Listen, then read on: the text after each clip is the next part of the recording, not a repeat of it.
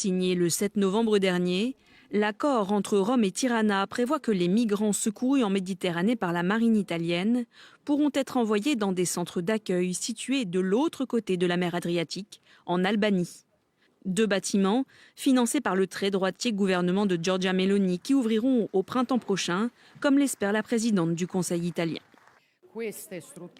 Ces installations pourront accueillir dans un premier temps jusqu'à 3000 personnes qui resteront aussi longtemps que nécessaire pour pouvoir traiter les demandes d'asile et les éventuelles procédures de retour.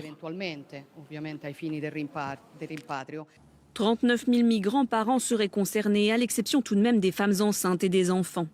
Mais les critiques s'élèvent déjà. Certains membres de l'opposition albanaise le qualifient de trahison envers l'Albanie. C'est le cas de l'ancien président et chef du parti démocrate albanais, Sali Berisha. Un accord a été signé entre l'Italie et l'Albanie, à l'époque où le Parti démocrate était au pouvoir. Au terme de cet accord, tout migrant d'autres pays arrivant en Italie depuis l'Albanie doit être renvoyé en Albanie pour être expulsé vers son propre pays d'origine. À Bruxelles aussi, on s'inquiète du respect du droit international et des droits humains, alors que l'Albanie n'est pas membre de l'Union européenne et que les centres de rétention seront, eux, sous juridiction italienne. L'inquiétude subsiste aussi alors que les rumeurs circulent sur la nature de cet accord diplomatique qui permettrait à l'Albanie d'intégrer plus rapidement le club des 27. Le Premier ministre albanais, le socialiste Edi Rama, nie un tel troc. Depuis son arrivée au pouvoir il y a 1 an, Giorgia Meloni a fait de la lutte contre l'immigration son cheval de bataille sans grand succès. Plus de 145 000 personnes sont arrivées en Italie en 2023, contre 88 000 pour la même période en 2022. Pourquoi cet accord surprise qui a pris un peu tout le monde de court avec l'Italie? Il faut souligner un fait très simple. L'Albanie, c'est vrai, n'est pas un pays de l'Union européenne encore, mais c'est un pays pleinement européen. Et c'est un pays voisin à l'Italie. Et si le même accord aurait été fait avec un pays de l'Union européenne, ça ne serait pas du tout dans les nouvelles du jour. Le fait que ça se fait avec un pays qui n'est pas dans l'Union européenne, ça fait pas seulement la nouvelle, mais ça fait aussi déclencher des théories de conspiration et aussi des doutes qui sont vraiment, selon moi, pas sérieux. Alors, si on veut questionner la méthode, il faut questionner toute l'Union européenne, il faut questionner la méthode dans tous les pays européens parce que ces centres d'accueil ne sont pas une nouveauté dans cet accord. Il s'agit d'un centre d'accueil qui est tel quel le standard dans tous les pays de l'Union européenne. Sauf qu'il est externalisé, comme vous le disiez bien d'ailleurs, hors du sol de l'Union européenne. Votre pays aussi il a été un peu surpris par la découverte de ce protocole. Plus de 30 000 migrants qui pourraient arriver chaque année dans les premiers centres d'accueil pour migrants, peut-être un au port de Shëngjin en Albanie à 75 km de Tirana. D'ailleurs, certains Albaniens craignent que cette mesure mette en péril l'industrie touristique locale. Pourquoi on doit se scandaliser si c'est externalisé d'un pays de l'Union européenne à un pays pleinement européen, qui est un pays voisin de ce pays de l'Union européenne? Et il ne faut pas se scandaliser de ça, il faut plutôt réfléchir sur comment on doit tous ensemble réagir vis-à-vis à ce phénomène qui est toujours plus énorme et auquel, j'ai l'impression, personne n'a pas réussi jusqu'à maintenant à donner une réponse. Peut-être les centres d'accueil de cette nature ne sont pas la vraie solution, mais c'est pas à moi, c'est pas à l'Albanie de donner des leçons à l'Europe. Nous, on donne une petite aide à un pays, pas seulement voisin, mais à un pays avec lequel on est lié très profondément depuis très longtemps. Et de l'autre côté, je dois dire qu'il ne s'agit pas de 36 000 personnes, il s'agit d'un centre d'accueil avec 3 000 places à disposition. ça veut dire qu'il y aura toujours 3000 personnes en Albanie et pas un de plus.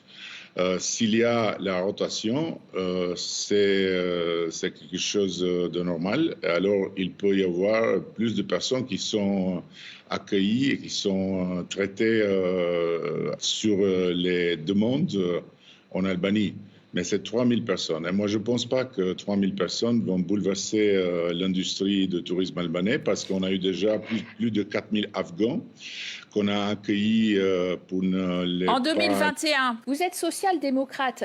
Quand des ONG comme Amnesty International qualifient ce protocole d'illégal avec des conséquences dévastatrices pour les demandeurs d'asile qui pourraient être soumis à une détention prolongée et autres violations, ce protocole qui exclut uniquement les femmes enceintes et les enfants, vous ne craignez pas qu'il puisse aussi, sur votre sol, faire prospérer les trafiquants d'êtres humains albanais? Moi, je trouve tout ça vraiment difficile à comprendre parce que, je répète, ce n'est pas le premier centre d'accueil qui se construit dans le sol de l'Europe, de la même nature et avec les mêmes standards en Grèce. La Grèce est un pays de l'Union européenne et je ne sais pas si vraiment il y a une différence et où les gens qui critiquent voient la différence. Et 3000 personnes qui vont venir en Albanie dans ce centre d'accueil et après qui devient une raison pour commencer avec la vieille litanie des mafieux et des trafiquants et des droits de l'homme et tout ça, c'est vraiment pas très sérieux. Il faut discuter de ce phénomène plus profondément. Il faut trouver une solution. Peut-être une solution européenne multilatérale. C'est aussi le bilatéralisme peut-être qui a étonné. On va parler un petit peu de votre pays, justement. La Banque mondiale qui vous prédit un taux de croissance de 3,6% en 2023, qui est légèrement en régression, en fait.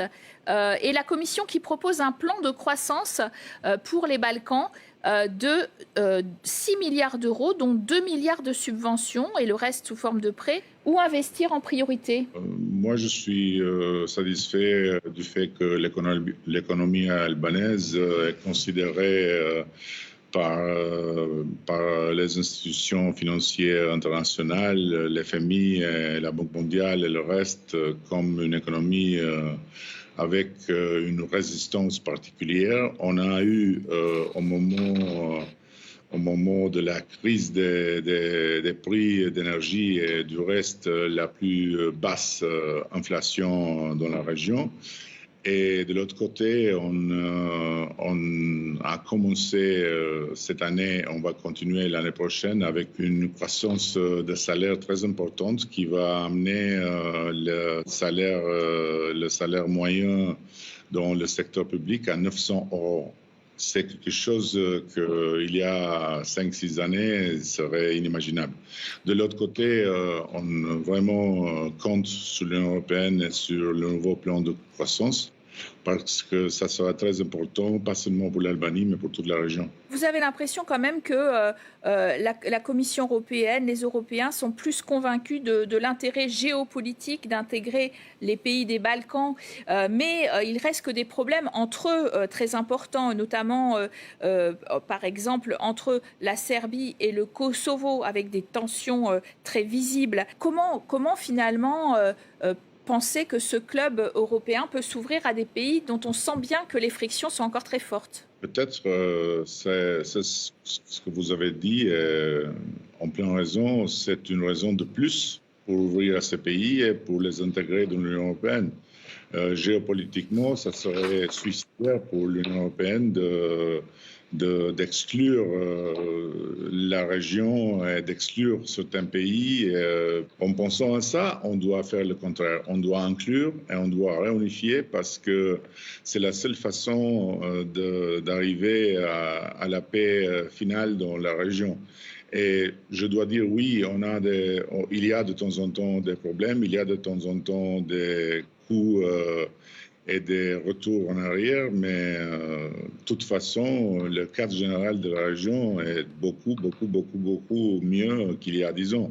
Et si ça, c'est vrai exactement parce qu'il y a l'Union européenne et il y a cette attraction de l'Union européenne dans tous les pays. Alors Edi Rama, pour terminer sur une note plus positive, le prix du livre européen est revenu cette année au roman L'élargissement de Robert Menas, une fable drôlatique très européenne avec plusieurs héros, mais un principal Premier ministre albanais, artiste peintre, basketteur, anticonformiste, ça vous rappelle quelqu'un, j'imagine.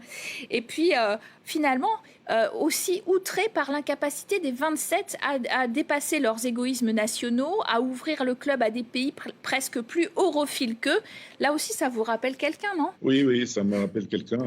Je suis content si ce quelqu'un a inspiré quelqu'un d'autre à faire quelque chose de pas ennuyant sur l'Union européenne, parce qu'on a besoin d'une Union européenne plus gaie et plus optimiste et plus fraîche. Merci à vous d'avoir été en tout cas notre invité aujourd'hui. Merci à vous de nous avoir suivis sur France 24 et Radio France Internationale. À très bientôt.